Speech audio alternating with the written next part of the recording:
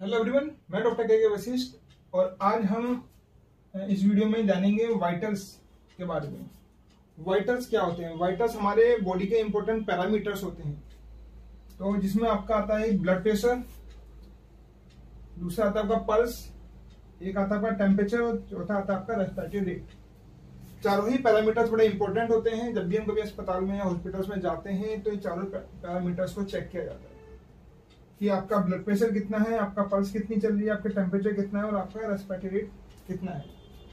चारों पैरामीटर्स में अगर कोई भी एब्नॉर्मलिटी होती है तो उसको फिर जानना जरूरी होता है कि वो एब्नॉर्मलिटी किस वजह से आ रही है। वन बाय वन हम इन पैरामीटर्स को स्टडी करेंगे और इसके इन पैरामीटर्स के बारे में बताएंगे कि कब ये पैरामीटर्स, इनकी नॉर्मल रेंज क्या होती है और कब एबनॉर्मल अगर ये होता है तो उसको कैसे जाने कि क्या इनकी एबनॉर्मल जो रेंज है वो होगी और कब हमें डॉक्टर को दिखाना चाहिए। आइए बात करते हैं सबसे पहले हम ब्लड प्रेशर की। आइए सबसे पहले हम बात करते हैं ब्लड प्रेशर की।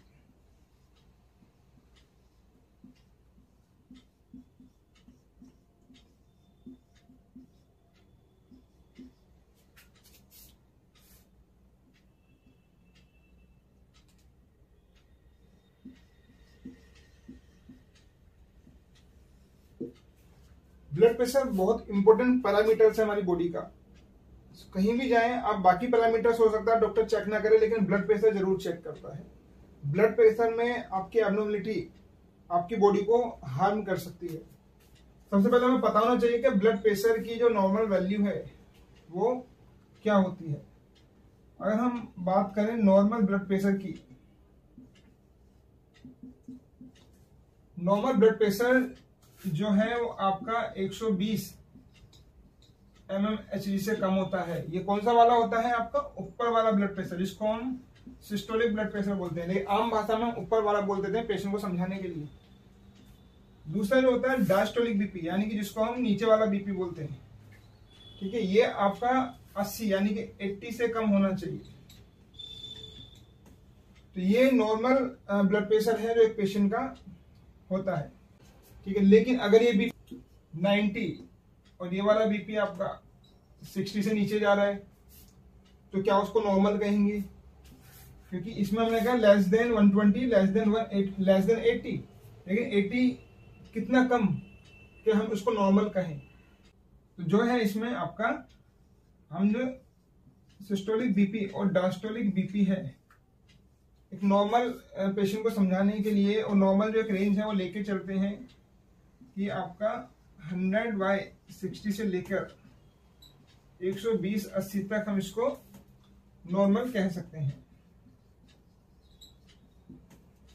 आपने देखा होगा जब भी हम ब्लड प्रेशर चेक करते हैं तो जो ब्लड प्रेशर है जो मोस्टली जो मेल्स का थोड़ा सा हाई साइड में होता है, जो फीमेल्स का होता है हमेशा आपको लोअर साइड में मिलेगा। फीमेल्स का बीपी हमेशा 106, 110, 108, किसी किसी का तो 100 से नीचे भी चला जाता है। 90, 98, 95, किसी किसी फीमेल्स का इससे कम भी बीपी आता है। क्यों ऐसा फीमेल में होता है और मेल्स में बीपी थोड़ा हाई साइड में रहता है, फीमेल्स में थोड़ा सा लोअर साइड में होता है, ये मैं आगे बात करूंगा वीडियो में। तो ये एक रेंज है, इस रेंज में आपका ब्लड प्रेशर आता है तो इसको हम नॉर्मल कह सकते हैं। ठीक है, फिर डिपेंड करता है पेशेंट की क्लिनिकल कंडीशन पर भी कि पेशेंट कंप्लेन लेकर के आया है, क्या डिजीज है उसको, उसके आधार पर भी डिपेंड करता है कि अगर मेल में इतना बीपी आता है तो क्या वो नॉर्मल है, और अगर फीमेल में इतना बीपी आ रहा है क्या वो नॉर्मल है। तो वो पेशेंट टू पेशेंट डिपेंड करता है। आइए सबसे पहले हम बात करेंगे इसमें जो ब्लड प्रेशर है।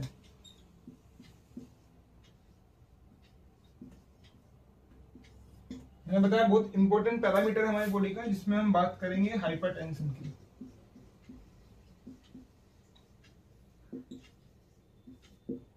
कि कब हम कहेंगे कि हमें हाइपरटेंशन डिजीज है और हमारा ब्लड प्रेशर बढ़ा हुआ रहता है, कब हमें कंसर्न करने की जरूरत है, हमें कंसल्ट करने की जरूरत है। मैंने बताया जो नॉर्मल ब्लड प्रेशर है आपका वो कितना होता है आपका लेस देन 120/80 mmHg। ये आपका सिस्टोलिक और डायस्टोलिक बीपी है। आइए अब हम बात करते हैं हाइपरटेंशन की। हाइपरटेंशन कब बोलते हैं? नॉर्मल ब्लड प्रेशर के बारे में मैंने बता दिया कितना होता है। अब बात करते हैं हाइपरटेंशन। हाइपरटेंशन को कैसे स्टेजेस में डिवाइड किया गया है। पहला आता है एलिवेटेड ब्लड प्रेशर, यानी कि उसको अभी हाइपरटेंशन नहीं हुआ है, पेशेंट को अभी हाइपरटेंशन नहीं हुआ है, केवल उसका बीपी बढ़ने लगा है, कारण रीजन कुछ भी हो सकता है। ठीक है, तो वो कितना ब्लड प्रेशर है, जब उसको एलिवेटेड ब्लड प्रेशर बोलेंगे। जैसे मैंने बताया था कि नॉर्मल ब्लड प्रेशर जो होता है वो 120 से कम और 80 से कम होता है, लेकिन जब आपका ब्लड प्रेशर 120 और 129 के बीच में रहने लग जाए और जो डायस्टोलिक बीपी वो 80 के आसपास आने लग जाए, तो तब हम उसको एलिवेटेड ब्लड प्रेशर बोलते हैं। ऐसे जो लोग जिनका ब्लड प्रेशर इस रेंज में रहता है, उनको अपने ऊपर ध्यान देने की जरूरत होती है, उनको मेडिकेशन की जरूरत नहीं होती। उनको सिर्फ अपना जो लाइफ स्टाइल है उसको मॉडिफाई करना है, जिसमें आपको ज्यादा जो नमक वाली चीजें हैं वो कम, आपको नमक अपना कम लेना है, ज्यादा फास्ट फूड वगैरह ना ले, ऑयली चीजें ज्यादा ना ले। तो ये जो है ये जो मरीज होते हैं इनको थोड़ा सा लाइफ स्टाइल मॉडिफिकेशन करना है, एक्सरसाइज वगैरह करना है, फिजिकल एक्टिविटी को अपना बढ़ाना है, तो वो इसको या तो यहाँ पर रोक सकते हैं या इसको नॉर्मलाइज भी कर सकते हैं। दूसरा आता है फिर आपका हाइपरटेंशन स्टेज 2, यानी कि जब आपका बीपी इसको क्रॉस कर गया, यानी कि वो आपका 130 और 139 के रेंज में आने लगा है आपका ब्लड प्रेशर ऊपर वाला, और जो नीचे वाला ब्लड प्रेशर है वो 80 से 89 के बीच में आने लगा है, तो तब आप हाइपरटेंशन स्टेज 1 में चले जाते हो। हाइपरटेंशन स्टेज 1 जो होती है, इसमें भी हर पेशेंट को मेडिकेशन की जरूरत नहीं पड़ती है, कुछ सिलेक्टेड पेशेंट को ही पड़ती है। इसमें भी आप अपना लाइफ स्टाइल मॉडिफिकेशन करके अपने आप को ठीक रख सकते हो। बाद में आता है फिर हाइपरटेंशन स्टेज 2। हाइपरटेंशन स्टेज 2 जो होती है उसमें आपका सिस्टोलिक ब्लड प्रेशर, यानी कि ऊपर वाला ब्लड प्रेशर 140 से ज्यादा और जो नीचे वाला ब्लड प्रेशर वो 90 से ज्यादा बराबर रहने लगता है। इस कंडीशन में आपको मेडिकेशन की जरूरत पड़ती है, आपको डॉक्टर से कंसल्ट करने की जरूरत पड़ती है। अगर आप इसको मैनेज नहीं करेंगे, आपको लाइफ स्टाइल मॉडिफिकेशन तो करना ही है, साथ में आपको मेडिकेशन भी लेनी पड़ेंगी। अगर आप अपने ब्लड प्रेशर को कंट्रोल नहीं करते हो, मैनेज नहीं करते हो, अगर लंबे समय तक ऐसे ही चलता रहता है तो धीरे धीरे ये बढ़ता जाता है और आपकी बॉडी को हार्म करता है। तो ये जो आपकी रेंज है आपका, इसको इससे नीचे आपको ब्लड प्रेशर को रखना है, नॉर्मल रखना है, ताकि आपकी बॉडी जो है उसको नुकसान ना पहुंचे। अब बात करते हैं हम हाइपरटेंसिव अर्जेंसी। हाइपरटेंसिव अर्जेंसी कब कहेंगे? एक होता है हाइपरटेंसिव इमरजेंसी, वो अलग चीज है, वो उसको मैं अलग से नई वीडियो में आपको बताऊंगा, उसके बारे में पढ़ाऊंगा आपको। एक होता है हाइपरटेंसिव अर्जेंसी। हाइपरटेंसिव अर्जेंसी क्या होती है? हाइपरटेंसिव अर्जेंसी में क्या होता है कि जो आपका सिस्टोलिक ब्लड प्रेशर है, ठीक है, वो 140 से ज्यादा रहेगा, ठीक है, लेकिन जो डायस्टोलिक बीपी है वो आपका जो स्टेज 2 में हमने बताया था मोर देन 90, वो आपका 120 डायस्टोलिक बीपी चला जाएगा।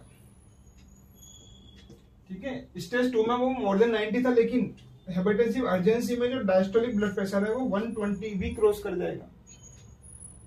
इसको हम इसीलिए upper level of stage 2 hypertension भी कहते हैं।